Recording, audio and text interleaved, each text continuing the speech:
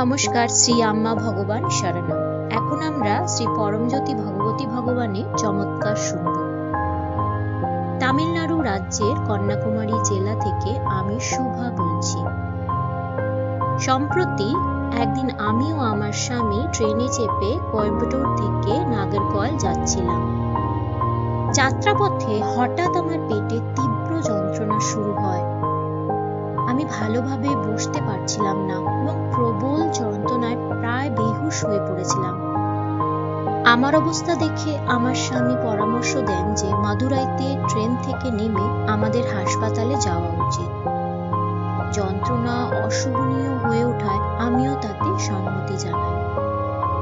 অর্ধচেতন অবস্থায় যখন আমি কি করা উচিত বুঝতে পারছিলাম না, সেই সময় হঠাৎ আমার চোখের সামনে আমার বন্ধু রামিয়ার মুখচ্ছবি ভেসে ওঠে। তার মাধ্যমে আমি শ্রী পরমজ্যোতি ভগবতী ভগবানের সংস্পর্শে এসেছিলাম।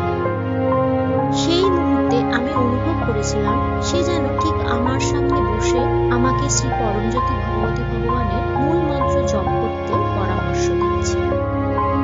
অন্তরের আহ্বান অনুযায়ী আমি মনে মনে মূল মন্ত্র জপ শুরু করি। কয়েক মিনিটের মধ্যেই আমার পেটের যন্ত্রণা ধীরে ধীরে কমতে শুরু করে। ঈশ্বরের কাছে নিজেকে সম্পূর্ণ সমর্পণ করে আমি একটানা মূল মন্ত্র জপ করতে থাকি। বিস্ময়করভাবে কয়েক ঘন্টার মধ্যেই যন্ত্রণা সম্পূর্ণ সেরে যায়। আর আমাদের মাদুরাইতে ট্রেন থেকে নেমে যাওয়ার প্রয়োজন পড়েনি।